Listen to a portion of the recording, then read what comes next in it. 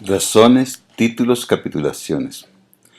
¿Cuál es la razón de la presencia activa de España en el Nuevo Mundo? ¿Cuáles sus títulos? ¿Sobre qué puede fundar sus pretensiones? ¿Qué la inspira? ¿Quién la mueve? ¿Por qué? ¿Por qué? El suceso en el cual tan solo creyeron un navegante, en apariencia iluso, y una reina inteligente, plantea a España graves interrogantes. De súbito ella se encuentra en una situación que nadie jamás previó. Para meditación esclarecedora convoca a sus exponentes cimeros de su pensamiento.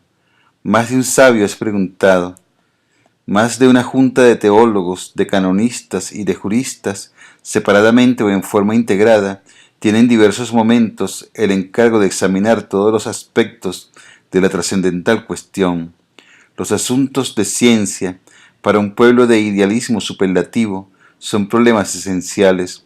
Para aquella colectividad que ha hecho de la religión y, de la y del espiritualismo el eje de la vida, que en Don Quijote de la Mancha tendrá su simbología más expresiva y que en Ignacio de Loyola ha de mirar un exponente de fe aguerrida y desafiante, el hallarse de repente con la responsabilidad de conquistar todo un mundo tan distinto y remoto, responsabilidad de conquistar, vaya Dios, no es un acontecimiento baladí.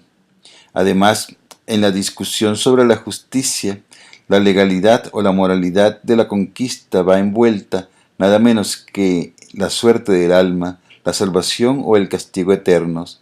Si el desempeño no es legítimo, el dominio carece de fundamento, será mal adquirido, y la sanción por los afanes de un acto indebido no puede ser otra que la condenación perpetua. Está bien, profesor Bastardo, pero nadie los obligó a conquistar. Lo que los obligó a conquistar fue la razón de creerse, de sentirse civilización superior. Nadie les dio permiso les dio derecho de conquista, lo construyeron ellos mismos. Ciertamente se plantearon muchos problemas teológicos, pero ejercieron un derecho de conquista fundamentado en la creencia de sentirse una civilización superior.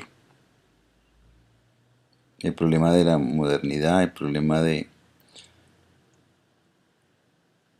Bueno, sigo. La polémica es larga.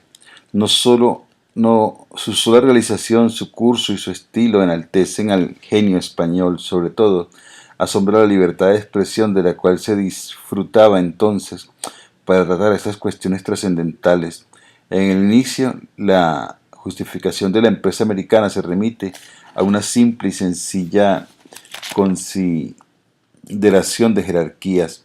El Papa representa la más alta potestad espiritual y temporal de la tierra. De él dimana lo más genuino de la autoridad de los reyes. La voz de Roma es un mandato para el orbe. Su visto bueno ampara toda acción. Por otro lado, se achaca al indio la inferioridad del infiel, pecador, primitivo y retrasado, que lo hace indigno de otro estatus que no sea el de sometimiento. ¿Retrasado con respecto a qué? De sometimiento a quien llegue a rescatarlo y a través de la cristianización e insuflar alma, lengua, hábitos, etc., lo haga propiamente hombre. Un debate honroso. Es la idea de que los interesados ponen a circular desde las Antillas.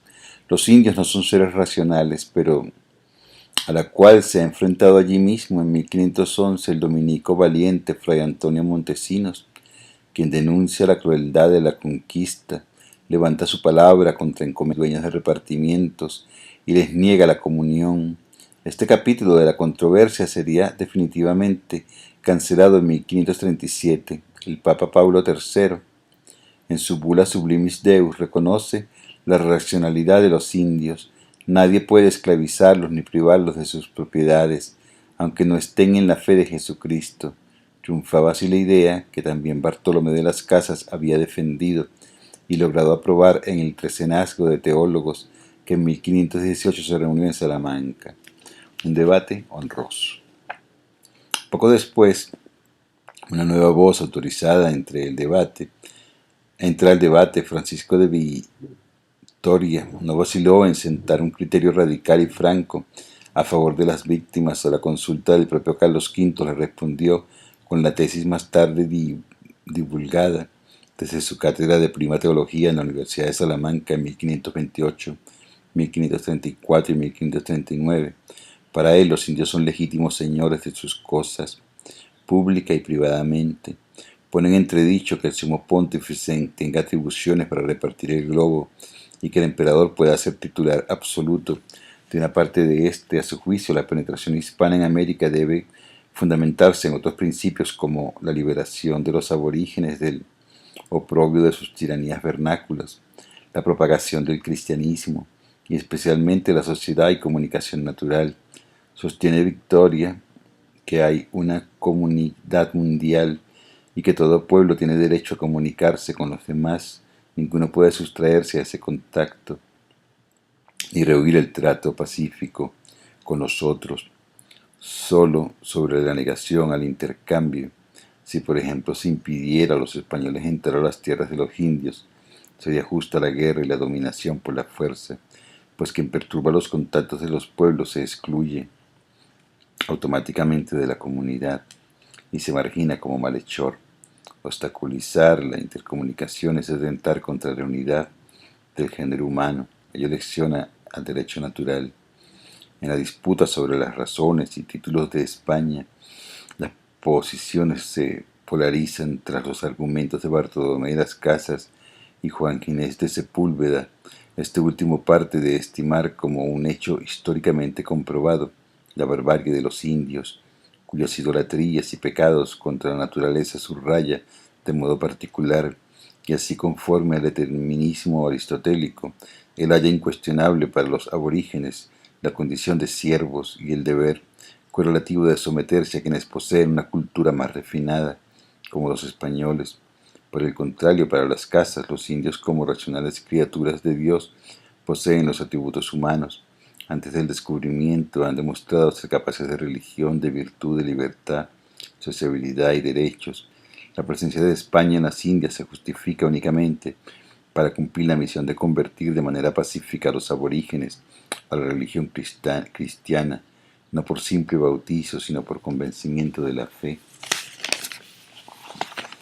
En todo caso, complacían al absolutismo naciente con los reyes católicos las ideas inspiradas en las teorías que divulgara en el siglo XIII el cardenal de Ostia, Enrique de Susa, con arreglo a cuyo pensamiento llega a elaborarse la tabla de subordinaciones que da satisfacción a los escrúpulos espirituales, jurídicos, teológicos, morales y filosóficos de entonces. En este riguroso cuadro está Dios en la cúspide, como autor, dueño y señor de lo creado. Luego Jesús, el Hijo heredero, constituido absoluto, monarca del mundo, y seguido a Pedro, cabeza de la Iglesia, escogido en quien el Maestro delega sus derechos y a quien comunicó su imperio justamente como sacerdocio. Después, los pontífices de Dios al Rey. Después, los pontífices, sucesores de Pedro y vicarios de Cristo. Viene por último el Rey de España, cuya capacidad de disposición aparece de este modo como inobjetable corolario de una merced de la Santa Sede avalada en instancia definitiva por la providencia. Los reyes referían su derecho en consecuencia a la gracia de su santidad. Alejandro VI les hizo unas bulas intercetera, la primera extendida a fines de abril y la segunda rectificatoria en junio del mismo año de 1493. Allí consta la redonación de la tierra firme y de las islas por ocupación pertenecían a los soberanos de España y que ellos sometieron al pontífice, el cual por este acto expreso de derecho apostólico las otorgaba a su vez a los propios reyes. Zanjada quedaría por el Tratado de Tordesillas del año siguiente la diferencia con la corona portuguesa, que fundamentaba sus pretensiones en una bula muy general de Martín V. Pontífice de 1417 a 1431. Dos condiciones impuso el Papa a los monarcas hispanos al respecto de los legítimos derechos que otros cristianos pudieran tener por ocupación anterior y la obligación de misionar o instruir en la fe y de civilizar a los indígenas enseñándoles buenas costumbres. Ese es el problema cuando uno se cree dueño de la civilización, ¿no? El uso de un derecho que juzga perfecto sin legalismo, más personalista y absorbente de la época. Los reyes celebran transacciones con sus vasallos y les hacen obsequio de derechos y beneficios. Es así como surge el documento matriz de la conquista, la capitulación, punto de arranque cierto para el derecho de la primera hora de América. Esta empieza a formarse con esas formas casuísticas juntamente con las reglas y usos castellanos. En ese momento sí nace América, ese nombre no existía aquí, pero América nace justamente con esa cosa que se llama capitulación, con un derecho exterior. O sea que América nace desde afuera. Bueno, también desde afuera llegaron muchas personas. En esa especie de autorización consensual, que es la capitulación, la corona enumera las facultades que se reserva, las compensaciones que reconoce a los factores de la operación, vale decir los estímulos y privilegios con los cuales retribuye a quienes con su dinero, su energía y su audacia hacen posibles las expediciones, y al frente de ellas viene con el título de adelantados, pese a ser otorgadas en beneficio de una persona determinada, a la cual se inviste de jurisdicción. Las capitulaciones recuerdan en cierto modo a las cartas pueblas o fueros que el rey concedía a las ciudades en la península como premio en un reconocimiento de específicas acciones, en particular de las encaminadas a socavar y destruir el poder feudal, cuya desaparición precisamente permitiría implantar la monarquía nacional, pero en la capitulación antes que un retorno al espíritu señorial de la Edad Media se advierte la creación multiplicada de un nuevo estilo cesario y nacionalista. Cada adelantado y sus poderes configura como una célula de absolutismo, aunque subalterno expresamente del absolutismo supremo, el del rey dispensador. Las capitulaciones eran títulos negociables, no muy diferentes en este sentido de lo que sería después las concepciones para la explotación de minerales y servicios en la época republicana. La capitulación excedía en mucho a un contrato ordinario de derecho privado. Una de las partes es precisamente el soberano y el objeto es plural y complejo. Las primeras capitulaciones fueron para descubrimientos, después siguieron las de segundos viajes y nuevas exploraciones, las de poblamiento, las dirigidas al ensayo de rutas desconocidas, al establecimiento de centros urbanos, al rescate de intercambios y sobre todo a la búsqueda de perlas, oro, palo de Brasil. La geografía de América trasciende a estos extraordinarios documentos. La imprecisión sobre la recién conocida circunstancia física de estas tierras se refleja en la vaguedad e indeterminación de muchas cláusulas. Igual pasa con la fantasía, que en no pocas de ellas se cuela, lo mismo que las bulas pontificias, la donación a príncipes reinantes. Las capitulaciones eran instrumentos conocidos desde antes del descubrimiento de América, mas en cuanto al Nuevo Mundo se refiere, fue con Cristóbal Colón, con quien se celebró la primera capitulación. Su fecha, 17 de abril de 1492, esta consagra en favor del magnífico genovés los títulos del virrey, almirante y gobernador de los territorios que descubra, y otras ventajas de autoridad y pecuniarias máximas, prácticamente todo el poder temporal de los reyes en el ignoto hemisferio.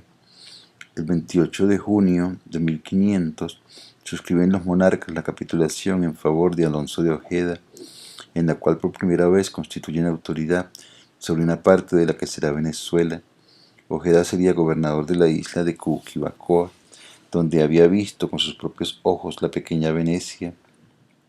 De ese mismo año, 1500, son las capitulaciones suscritas con Rodrigo de Bastidas y Vélez de Mendoza, ambas para descubrir islas y tierra firme y ampliar así el conocimiento geográfico. En 1501 se capitula desde Granada con Vicente Yáñez Pinzón y luego con Diego de Lepe, y el objetivo es el rescate del oro, plata, cobre, castaño, azogue y cualquier metal, las piedras verdes, esmeraldas, perlas. En 1503 hay una capitulación con Cristóbal Guerra firmada en Alcalá de Henares.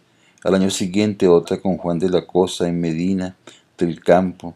Estas dos son para el descubrimiento, exploración y poblamiento. Más adelante las capitulaciones se orientan a la orientación de las tierras. En esa clase son las que entre 1520 y 1526 se otorgan a favor de Bartolomé de las Casas, de Diego Caballero, de Juan de Estés y hasta de Ampiés. Después, las capitulaciones procuran principalmente la colonización. Es bien típica de estas la que se hacía con los Welser. Cuando en lo sucesivo se intensifica el negocio de América, los reyes autorizan a la Casa de Contratación en Sevilla para otorgar capitulaciones en las Indias. Esta facultad podrá corresponder a las audiencias, los virreyes y gobernadores, pero siempre en nombre del monarca y sujetas a su inapelable decisión. Con la capitulación testimonio primario del derecho en América, también se aplicarán las leyes, las instrucciones, los usos y costumbres de la guerra, los hábitos de formación castrense y las reglas varias que desde la metrópolis se traen con la cultura hispana al Nuevo Mundo. Página 45, J.L. Salcedo Bastardo. Historia fundamental de Venezuela. Razones, títulos, capitulaciones. Bien. Espero les guste el video. Estamos revisando la historia de Venezuela. Importante.